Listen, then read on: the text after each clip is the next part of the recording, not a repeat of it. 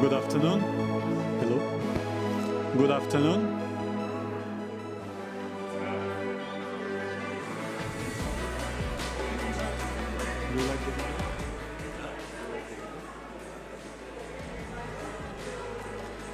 Good afternoon.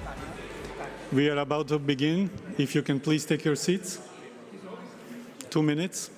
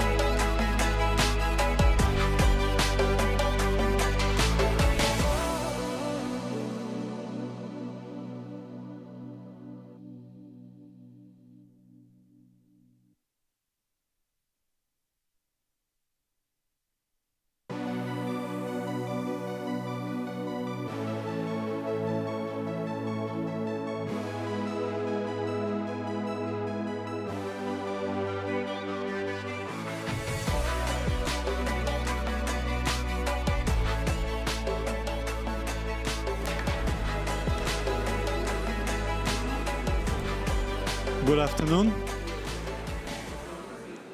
Good afternoon.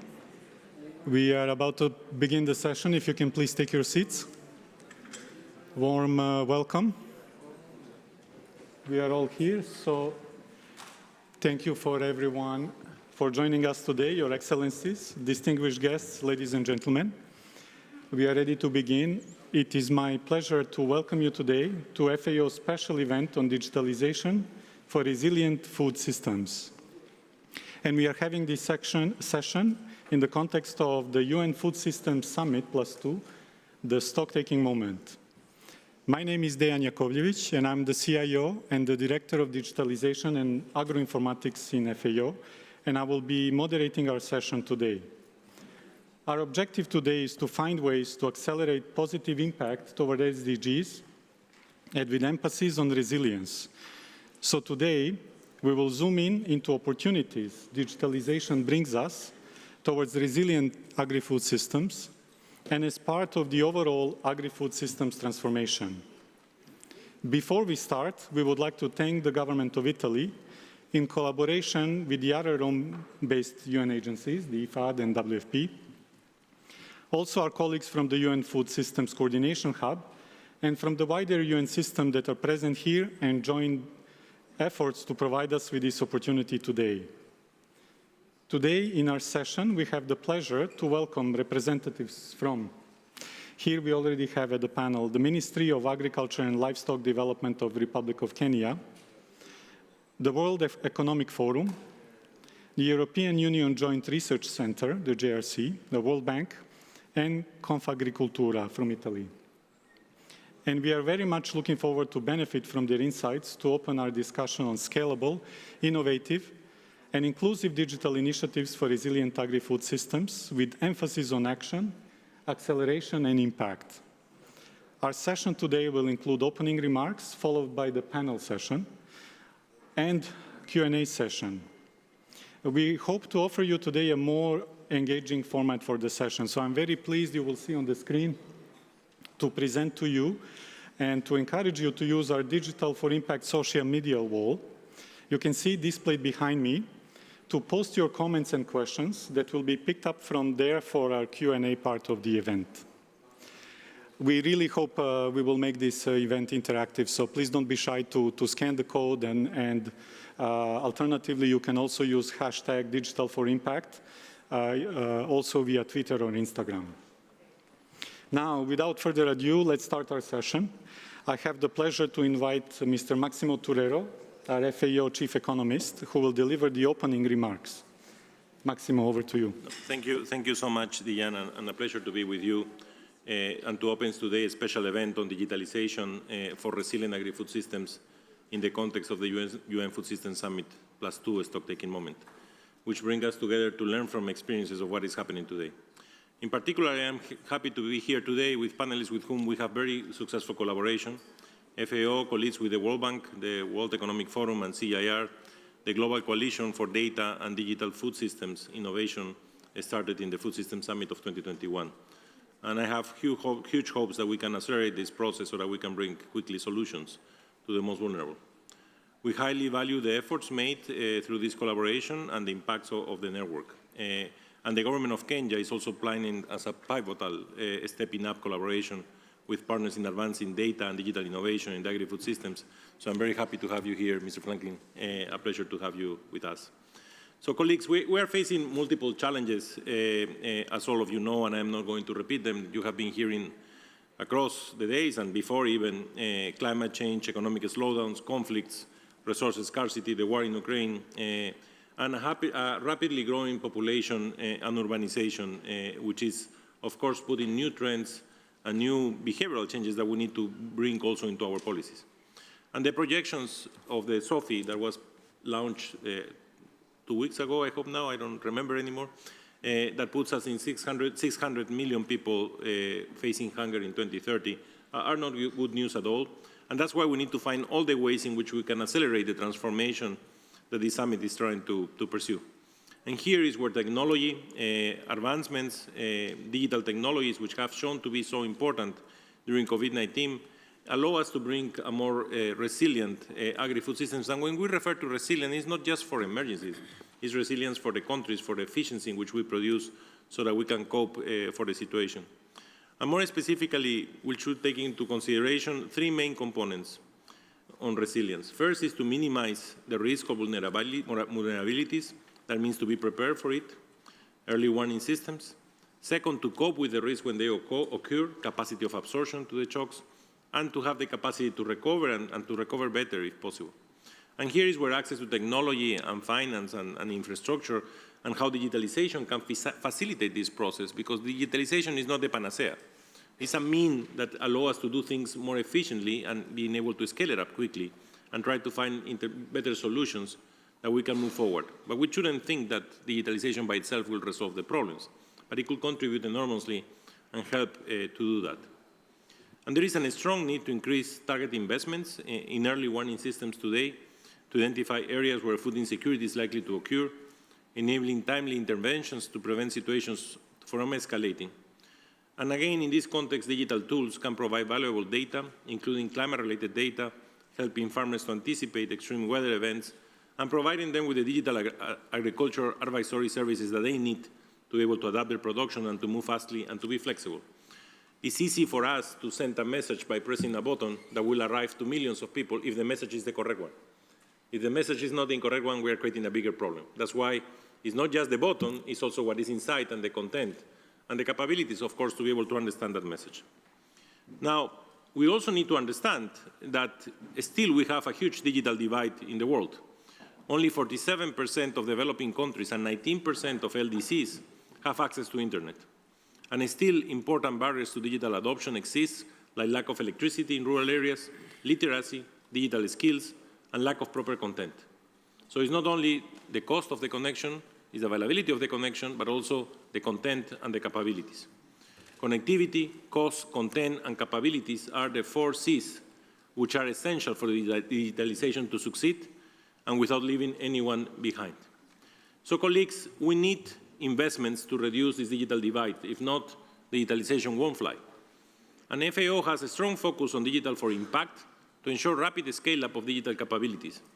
And the aim of our Digital for Impact is to strengthen the role of digital technologies in accelerating action towards achieving the SDGs through promoting better and more timely access to real-time actionable information, sustain engagement with farmers and agri-food systems stakeholders to maximize their benefits from new technologies, and improve access to markets, credit, and insurance through application of digital technology, access to digital-enabled climate-smart agricultural solutions, and enhancing the digitalization of emergency interventions and social protection mechanisms. We need to promote a policy agenda of public and private investments. We need to try to bring the private sector more actively into this area, because we need to accelerate investment and efficiency in how we use the restricted resources we have. We have been doing this through our hand-in-hand initiative, using our geospatial platform, through our 1,000 digital villages, but that's not enough. We need to accelerate this more, and we need to move forward with our partners to try to activate and champion the use of digital technologies, but with the correct content and assuring that the capabilities are there. Colleagues, there is a lot of noise about artificial intelligence, but we must remember that it has the word intelligence in the artificial part. If there is no intelligence, this won't work, and it will be negative even. So we need to be very careful. We need to bring ethics of artificial intelligence, and we need to always value the starting point, which is the intelligence part of any mechanism through digitalization, automation that we are doing through digital technologies. Finally, I think that improving access to financial markets, especially for smallholders, through new scoring mechanisms using digital technologies and creating financial inclusion has shown to work for women, and we need to accelerate that process massively so that we can help farmers to be properly risk scored in the future using these technologies. So we look forward to continue our commitment and support for further development with the coalition that we have formed in this topic, and we hope to continue the journey together, and let's build on the power of digital innovative to create sustainable, efficient, and inclusive agri-food systems that will help us to come closer to the achievement of the SDGs and our common goal of better production, better nutrition, better environment, and better life for all, leaving no one behind. Thank you. Thank you, Maximo. Thank you so much. Thank you for setting the scene for us with the key elements needed for resilient agri-food systems. And here we have a specific context on leveraging digital and the general need towards transformation and reimagining of agri-food systems of the future, and with resilience built in. I picked up one key word. You said it's not only for emergencies, which is true. We need a more comprehensive approach. And on this note, I have a great pleasure to welcome Honorable Franklin Mitika Lunturi, Cabinet Secretary of the Ministry of Agriculture and Livestock Development of the Republic of Kenya, who will deliver the opening remarks for our event and share with us further insights on the impact of digitalization for agricultural transformation and resilience. Mr. Linturi, it is a pleasure to have you here and to give you the floor. We know Kenya is one of the digitalization champions, and that your country is deeply committed to food systems transformation through several digital initiatives. Yes, I know time is short. We have only 5 minutes, but without further ado, then over to you. You have the floor. Thank you very much, Excellencies and distinguished delegates. Let me start by saying I'm really humbled by the invitation by the Director General of FAO, the UN Food Systems Coordination Hub, and the Operations Committee of the United Nations Food Systems Summit as to taking a moment to speak on this very important topic on digitalization for resilient agri-food systems. Our food systems are volatile and vulnerable to stress and shocks, such as geopolitical and intrastate conflicts, climate change, natural disasters, disease, pest outbreaks, and policy-related challenges. Through digital innovation has the potential to transform and accelerate solutions towards building and better production systems, better nutrition, better environments, and better life for all, while making our food system efficient, effective, inclusive, resilient, and sustainable, as per the UN Food Systems Stock-Taking Moments overarching topic, leaving no one behind. Digital innovation is critical in bridging the rural-urban divide, empowering youth and women, unlocking employment opportunities, increasing resilience in rural areas, access to information technology, and markets. Digitization breaks the ranks and makes us equal. As I speak here today, several people who are physically not present in this hall are remotely following the proceedings in real time. In Kenya, the digitalization program ranks highly in our bottom-up economic transformation agenda under Pillar 4, under the digital and creative economy, and as prioritized as the most important enabler in our national food systems transformation pathway. Data-driven policies, such as the launch of the e-Citizen one-stop shop for all government services by His Excellency the President of the Republic of Kenya, William Ruto, is a key milestone in mainstreaming digitalization in the agricultural sector. And through this digitalization, 5.1 million farmers have been registered in the National Farmers Register and Information Database in the Republic of Kenya, which has resulted in enhanced targeting of services to farmers, such as e-extension, e-voucher input program, provision of integrated agro, weather, and market advisories. And it is through the e-voucher input program where the government has been able to distribute a total of 3.2 million bags of affordable fertilizer to its farmers. And my ministry has developed a national geospatial early warning system to provide real-time surveillance records on migratory pests such as desert locusts and the African armyworm. It is through this technology where we are able to protect 109,000 hectares and 33,284 hectares through targeted spraying to mitigate against these migratory pest invasions, and further deploying drones to spray against these endemic pests. We have the Kenya Agricultural Observatory platform that provides a 14-day real weather forecast across all the 1,400 ones that we have in the country, which is good for farmers because they are able to do really follow-up and use that information to plan how they do their farming and to exactly know what to do at what particular time because of this advisory through, which has been enabled through digitalization.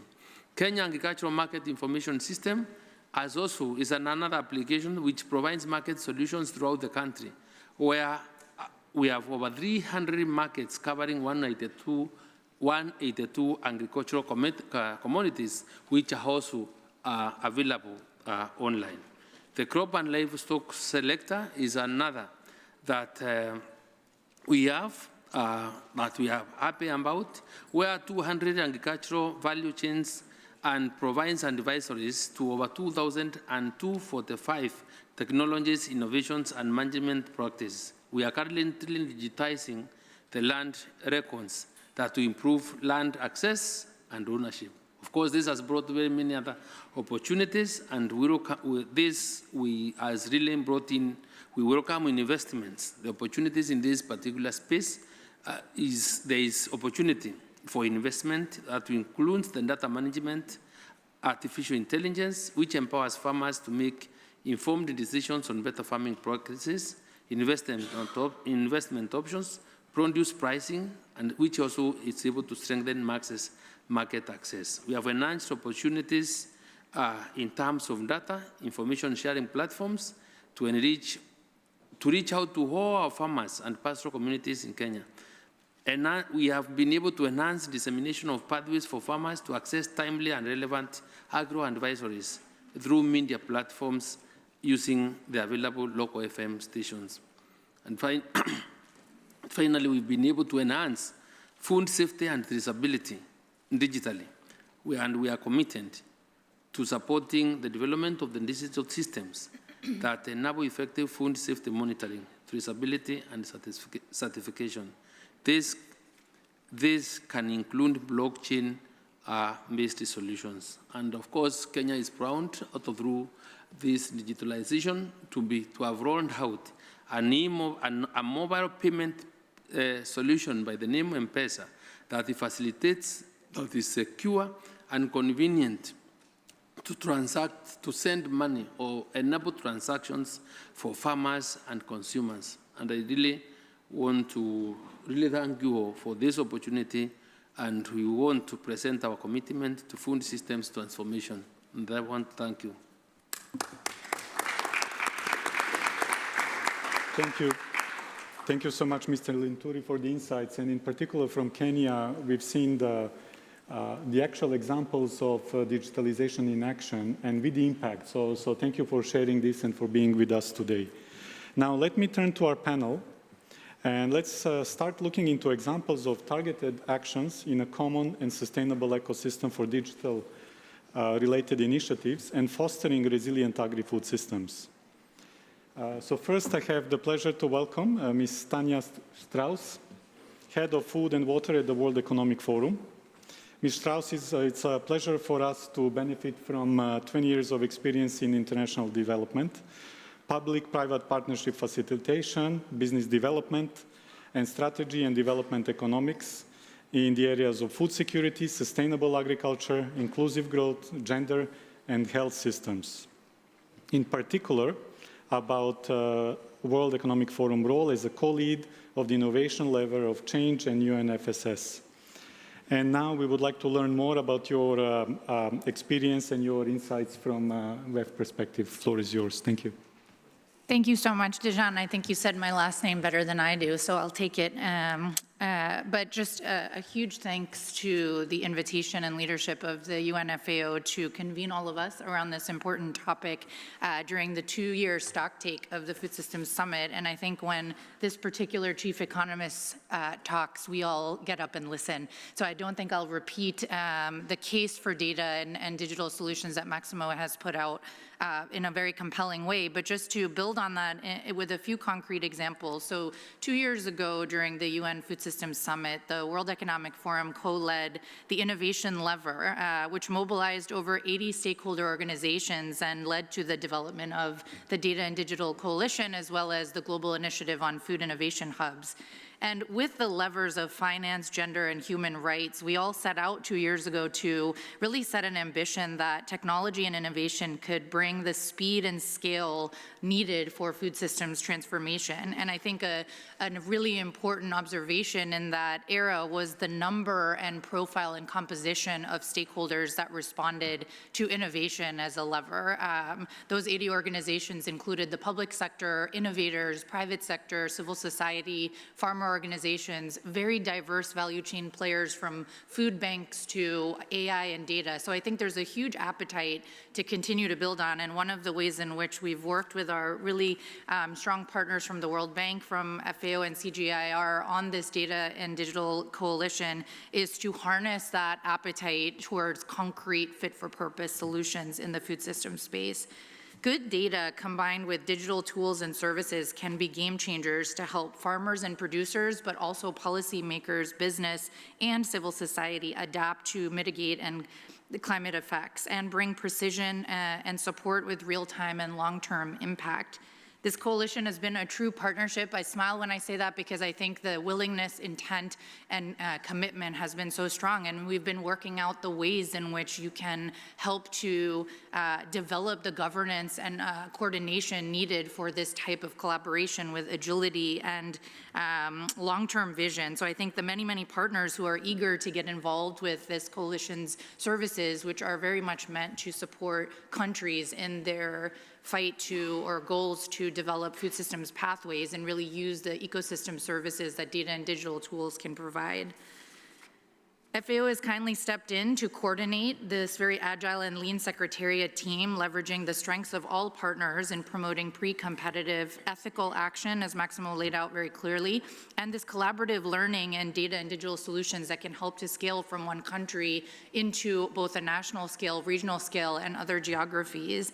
One of the flagship initiatives from the Data and Digital Coalition that we've all been working towards is called One Map. And that's really the spirit in which we're trying to approach this, to say, do we have a common understanding and an interoperability that can allow us to not start from scratch, but really leverage the capabilities and the trust that needs to be fostered to be able to have a full picture on making those real-time decisions across different stakeholders at the country level. So OneMap really aims to create that interoperability using geospatial data to help countries on agriculture, food security, and land use topics. Excellency from Kenya mentioned the commitment of their government on data, and we can attest to that commitment being very real on the ground. Not only is digital a key enabler of their food system pathways, but they have been an integral partner in identifying ways in which we can support that vision through both public and private sector partners on data solutions. What we've done in the last 18 months is develop, with the help of Capgemini, use cases on soil health and crop monitoring and yield optimization to really understand how we can apply some of those competencies to different aspects of the data ecosystem. So this map now is starting to get built. Next steps will include actually tackling some of that, and we hope to use that example not just in Kenya, but also in other countries and geographies that would learn from the leadership that Kenya is providing. Also working in the same spirit with the Coordination Hub, who is actually looking at mapping not just the data ecosystem, but the partnership ecosystem at the country level. So we've started also in Kenya and supporting how data could be one of those partnership solutions. The kinds of ways in which that map is revealing some of the opportunities are as diverse as the open source infrastructure needed, the technical infrastructure to actually help develop both the right algorithms, but let me say the right level of comfort, especially in this industry that is not as familiar with the fact that open source is not interchangeable with privacy. It is with sort of both the ethical lens and the pre-competitive lens in which we would want to bring this data and make sure it is used for the purposes that the government is leading. All the way to remote sensing and the users for data. I know our colleagues from the farmer organization that will come in a few minutes is also going to talk about the trust and appetite of the farmer community and how important it is to not just incentivize them to use and submit that data, but to also make sure they're seeing the benefit and return of that lever for their own productivity and livelihoods. Soil health, as I mentioned, is coming up as a really important aspect of this. It's the sort of foundation for investing so many of our, let's say, ways in which we can both monitor, measure, and verify the quality and integrity of some of the investments and decisions coming out in food systems transformation. And again, better data here will hopefully surface the real power of public-private interoperability.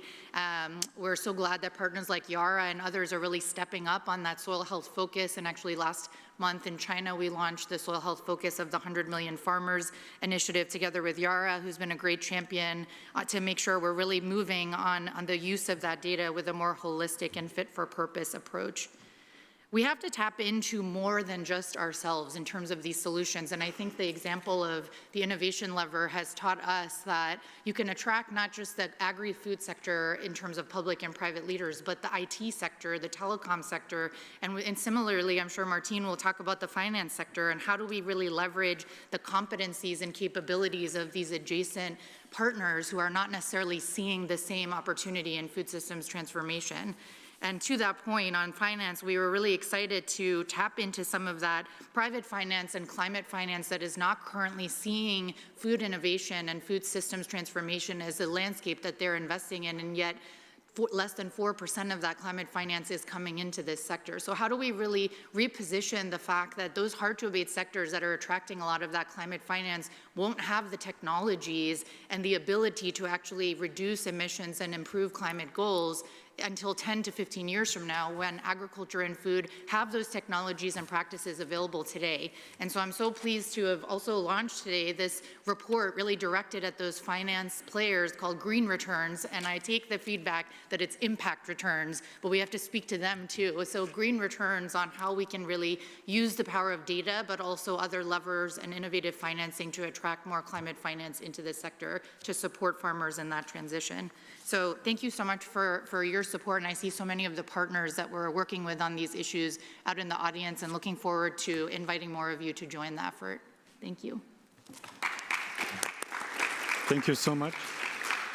Thank you so much. I also like to still invite participants to join us on the social media for the questions or feedback.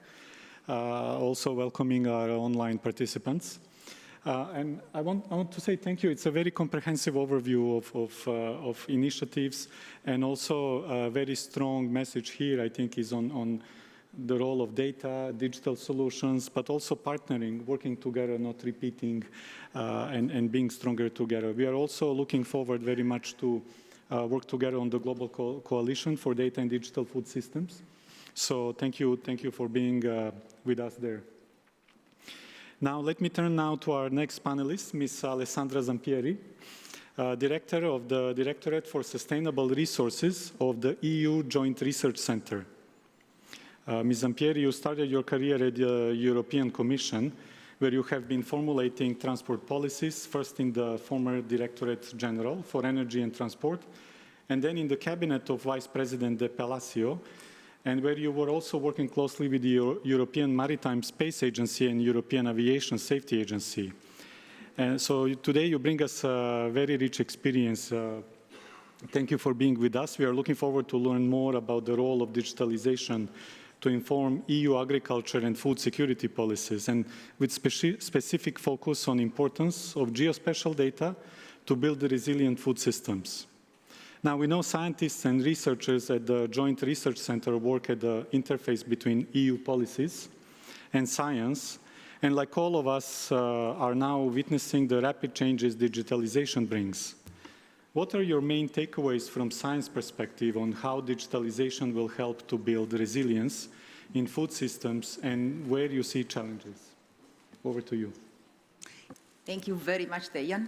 In fact, I have 3 messages.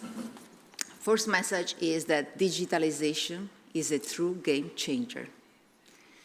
The second is that digitalization is a true game changer if it is properly governed. The third message is that digitalization is a true game changer if it is properly governed and if it is not working in isolation. These are the 3 main messages that I would like also the audience to take away from my intervention.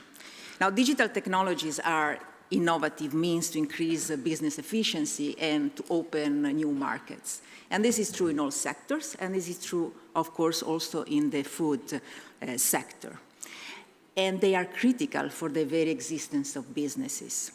They can certainly benefit in the food sector, producers, supply chains, you have heard a lot already, processing, retail, and even the consumers can benefit from this. Imagine the information that we can find on the internet about, for example, nutrition advice in a world where overweight and obesity cause more deaths than underweight, and this in spite of the terrible food crisis that we are seeing in these days. Other beneficiaries are certainly policymakers, and indeed we, Research Center in the European Commission, we work directly, our main stakeholders are policymakers, but also financial services, advisor services, and other policy implementers. And these are all essentially need to work together to ensure a resilient global food system, and a system where the digital world has immediate impacts, particularly in terms of monitoring, in terms of reporting, verification, and foresight. The digital transition allows us to maximize synergies, to connect the dots, eliminate overlaps, and connect the dots between policies is very, very important if we want to achieve our results. And this is very much what we're trying to do in the European Union with our European Green Deal. But my second message was that they are true game changers if they are properly governed, because we all see the potential risk of digitalization, and in particular of artificial intelligence.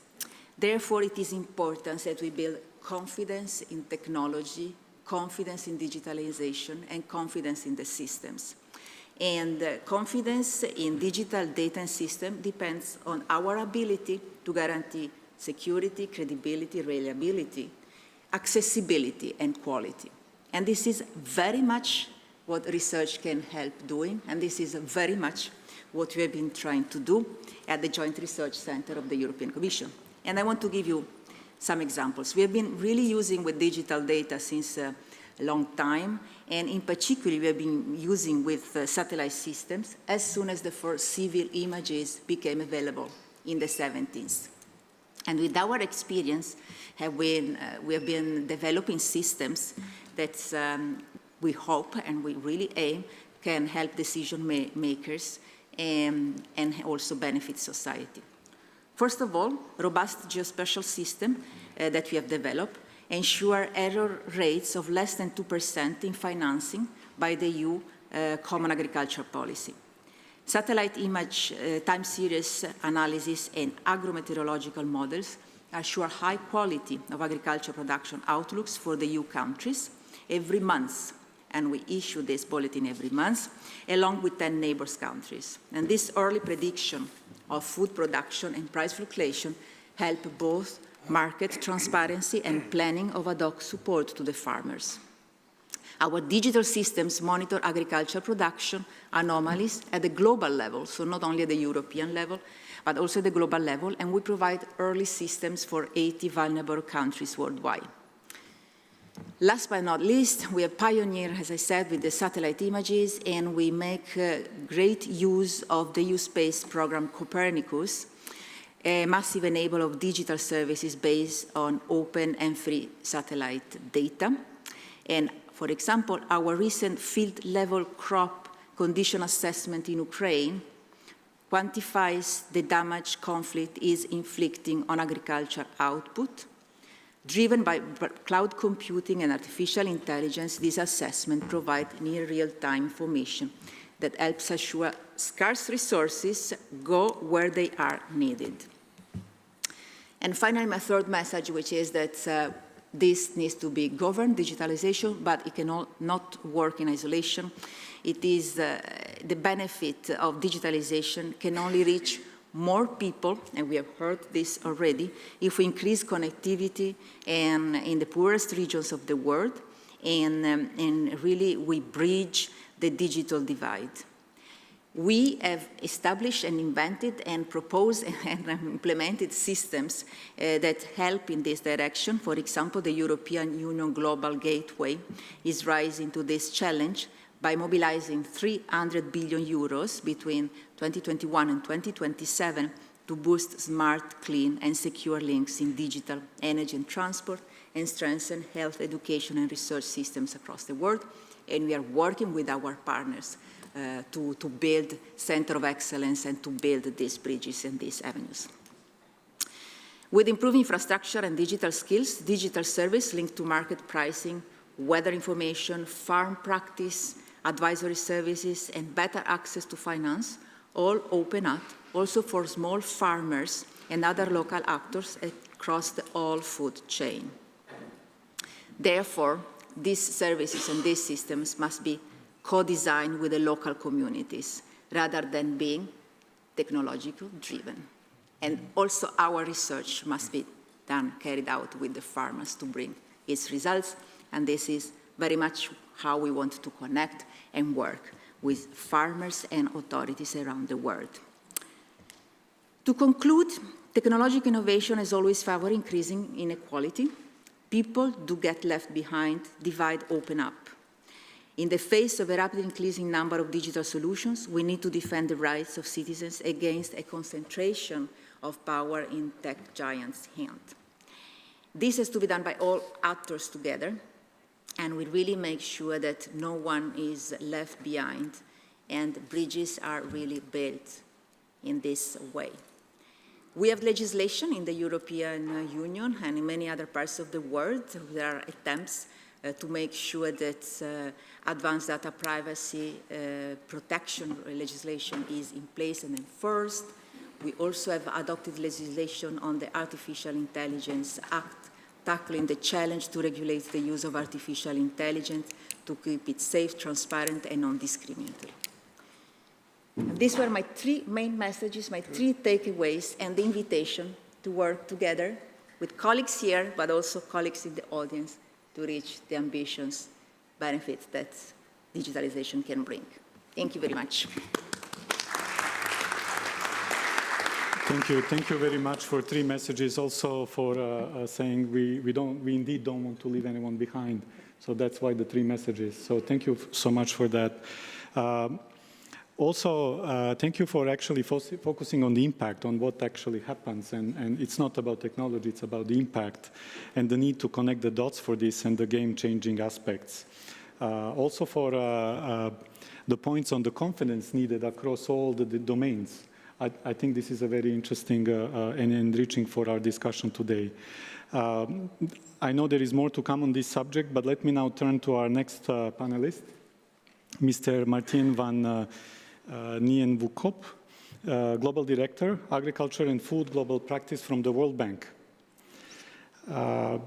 It is a pleasure to welcome you today. Thank you for being with us. We are ready to hear more about the World Bank's perspective on the power of digitalization for agricultural resilience at a global scale. So, the floor is yours. Thank you. Well, thank you very much, Dejan, and very pleased to be here. So let me start by saying that, since the focus of this session is on the digitalization for resilient agri-food systems, so in the bank we have actually invested quite significantly over the last few years in country climate smart agriculture profiles. We did about 35 of them, as well as in climate smart agriculture investment plans. We did about 12 of them.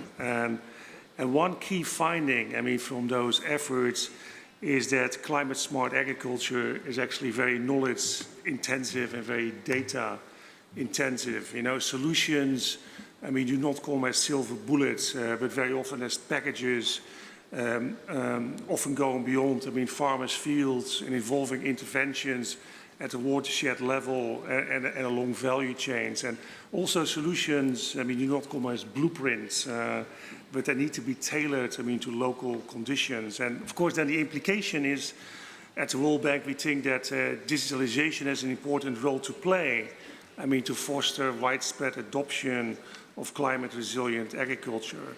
And to make this happen, we are actually engaging in 3 key areas, we think. The first is the development of data platforms, and these include a lot of things. Farmer, land, crop, weather, soil, and financial transaction data. And we use these data to create actionable, real-time analytics and content for policy making, public investments, and knowledge transfer. And of course, these data platforms, they need to be open source, are also the foundation to allow smallholder farmers, to make precision agriculture actually work for them. For instance, the work being done on using data for developing fertilizer optimization and soil fertility options leading to precision fertilizer recommendations is very key, to improve productivity and profitability of smallholder farmers, especially, of course, at a time of sky-high fertilizer prices that many farmers actually face these days. And of course, these data platform would also be very foundational, for the development of soil carbon-based markets, and finally, then make climate finance work for smallholder farmers as well. So that's the first area. The second area is the development of the digital last-mile service delivery to smallholder farmers by public and by private extension agents. And this includes, of course, ensuring connectivity and digitizing, the last-mile service delivery, also by empowering frontline extension staff, with devices and contents and digital skills, to actually improve, the quality and the targeting and the impact of extension services. And use of customized videos, could be part of this, this package. And of course, there is a big question out there, what artificial intelligence could actually do to improve, the farmer extension service interface. The third area that we are focusing on is the development of the innovation ecosystems, to really enable agri-tech and fintech startups, go to scale. We're working also closely with our private sector arm, the International Finance Corporation, on that. Now, we recently did a study on scalable, disruptive ag-tech startups in Africa that covered about 230 of those initiatives, startups in the regions, and they really, we think, have the potential, I mean, to transform agriculture. And they're covering a lot of different services, no? I mean, think about sensor-based soil testing services, I mean, digitizing and Uberizing, as we say, tractors and other mechanization equipment, digital traceability systems, I mean, to get higher market prices for higher quality produce, market and price discovery mechanisms and applications, digital access to solar pumps and cold storage, digital livestock and veterinary care services, and of course also, I mean, agri-wallets and financial services for smallholder farmers using digitally developed credit scores. So this is a very long list, and I think there are many more out there. But basically indicating, I mean, that the scale and the range of innovation caused or driven by digital actually is very, very wide. Now, developing, enabling policies, incubators and accelerators for these innovative startups, I mean, could, as I said, could really accelerate innovation in agriculture and food system and deliver increases in productivity, access to markets, of course, and access to finance, I mean, to smallholders. But the important thing is actually it could do this in simultaneous fashion.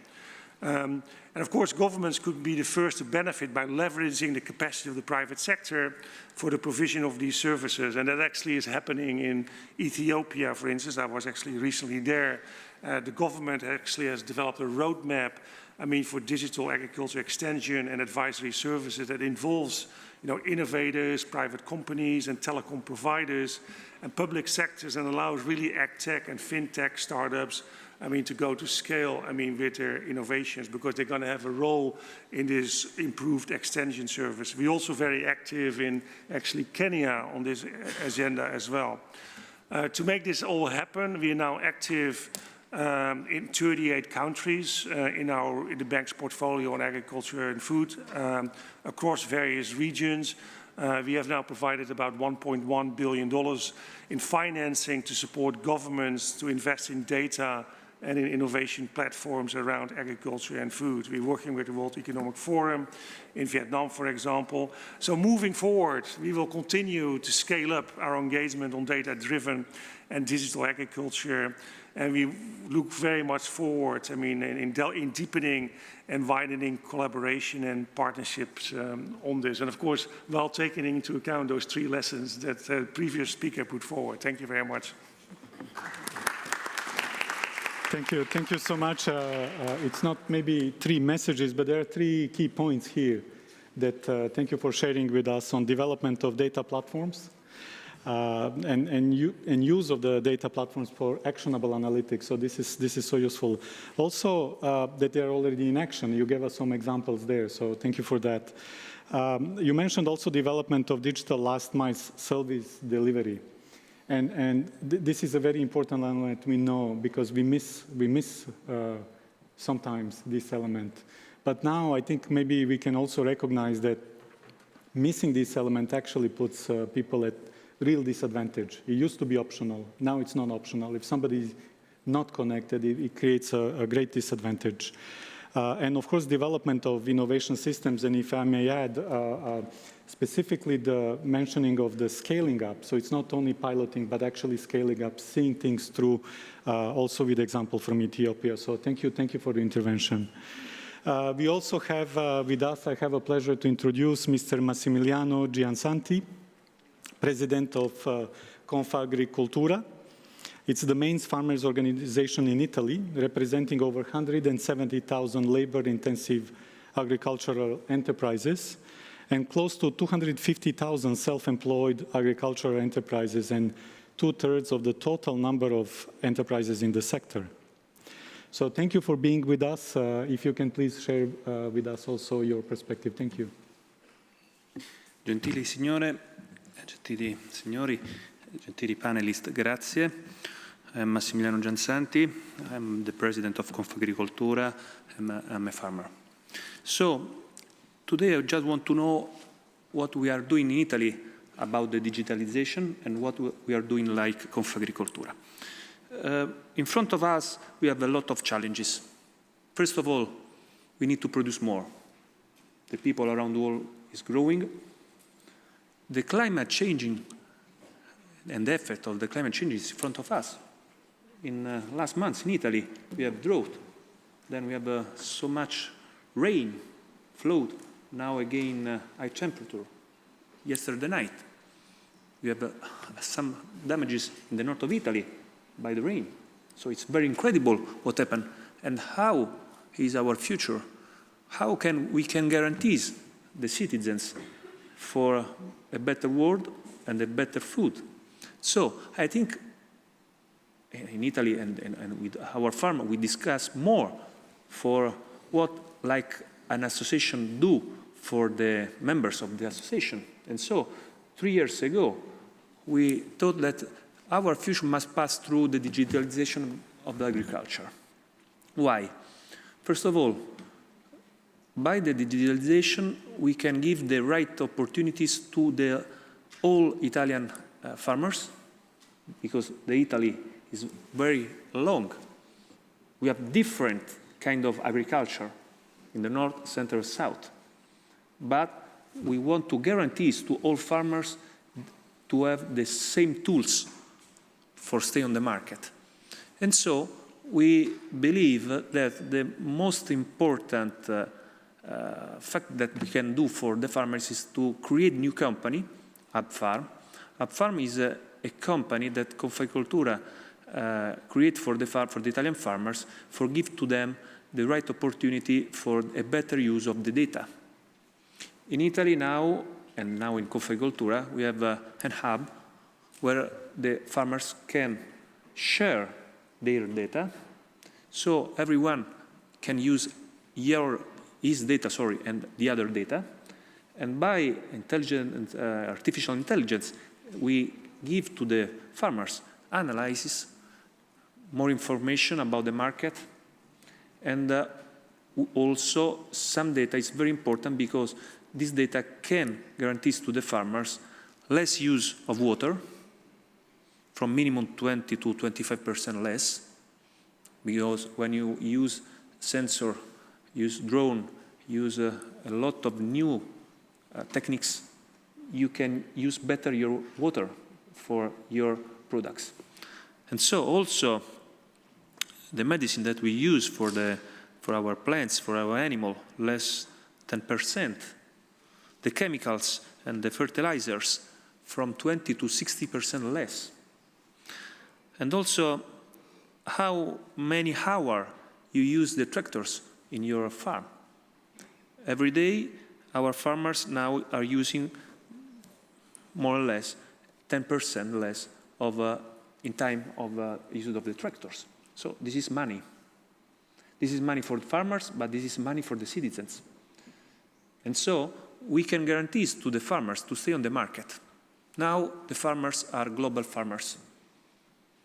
20 years ago, every farmer has a home market. Now we are on the global market. The price of the foods are global. You can see what happened in this year about the price of the wheat, of the oilseeds. And now we have a lot of crisis around the Europe for the Ukrainian war. So how can stay on the market? Just if you can produce to the lowest cost. And so with UpFarm, we give to the farmers the right opportunity to stay on the market, for give them the minimum cost for stay on the market, but we can give also the opportunity to the citizens to find Italian products. Because if the Italian farmers are going to retire to their production, maybe they can find the Italian products, but it's not just for find the Italian product, it's just to guarantee the future to the farmers. So we think, and I'm going to conclude, the better way for a better world, for a better future for the farmer is the digitalization.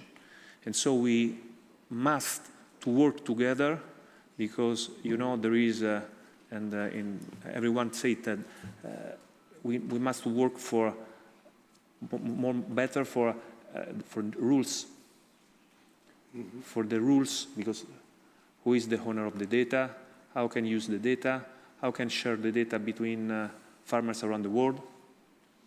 So there is so much work in front of us to do, and I'm sure that this kind of work we can do together for a better world. Thank you. Thank you so much.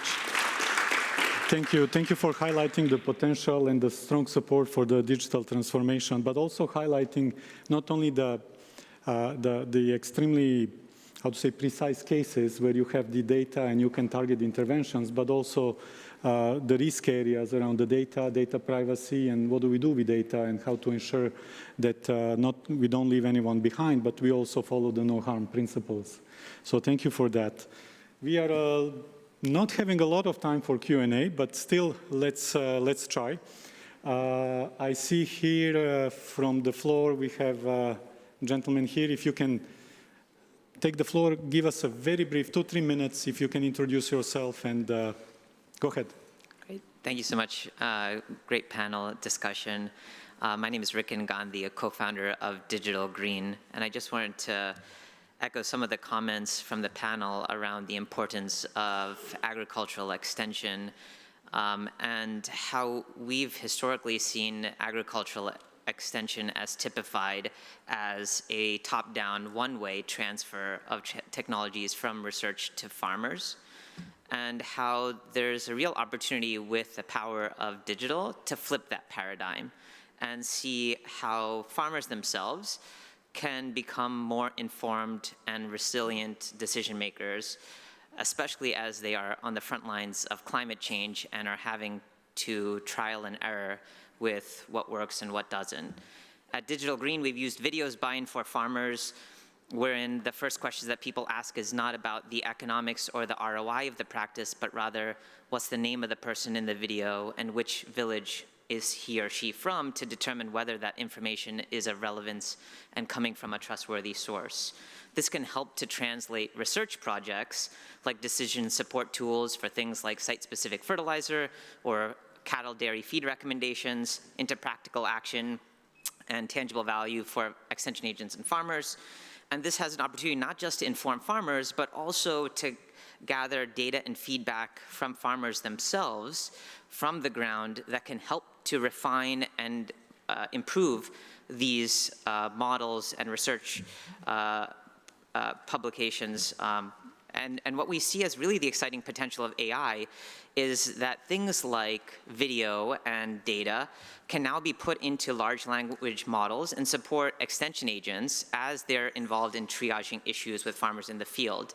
And these models can be trained in a domain and location-specific way to reduce the risk of hallucinations and also ensure that the data that's going into them is done in a consented way from the extension agents and farmers, and be able to leverage the great advances that are happening with multilingual speech-to-text and text-to-speech across the globe, to be able to engage even the most marginalized community members who are being engaged face-to-face, often by extension agents or via even the most basic phones. Of course, agriculture is fundamentally still a physical enterprise, and linking these AI models to systems like the Kenya Registry of Farmers, as the minister rightfully mentioned, and ensuring, of course, that farmers and extension agents can consent to how that data is used is so critical, so that the AI models are delivering location-specific and customized information, and also making the registries themselves also more dynamic and enriched. The last comment I'd just say is that what we found is that this combo of trustworthy and relevant content and AI models and data exchange can serve as building blocks for defining a common digital infrastructure that we can then see how member countries can adapt in a site-specific way for their needs. Thank you. Thank you so much. And indeed, the extension services and the richness of it, so the correct, and I recall a lot of discussions on the AI and how to provide extension services in the new ways with the AI. It's quite important, together with all the regulatory aspects we need to take care of. So this brings us to the end of the session. I can see there was quite a lot of activity on the social media wall. So I would like to take the opportunity to thank everyone who contributed there. We have few questions, but we will not have the time, unfortunately. I apologize for that. We will have another exciting session just after this in literally 2 minutes. So I would like to thank you again for sharing your insights and helping us bring together impact. So it's not digital about digital, but impact. So thank you so much. Session is closed. Thank you.